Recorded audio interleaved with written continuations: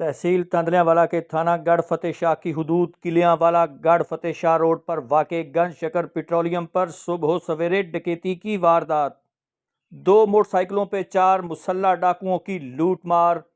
दौरान वारदात डाकू फायरिंग से दराज के ताले तोड़ते रहे। डाकू 3 लाख से ज्यादा नकदी और 3 बंदूकें भी लेकर फरार हो गए। इन्हीं डाकुओं ने थानागढ़ के ही नवाही इलाका दरबार पीरन साईं के करीब मारूफ सियासी और समाजी शख्सियत रियासत अली बलोच के साहिवाल स्कूल जाते बेटे साहिल सागर को भी लूटने की कोशिश की, मगर ड्राइवर ने कार न रोकी, जिस पर डाकुओं ने कार पर 5 से 6 फायर किए।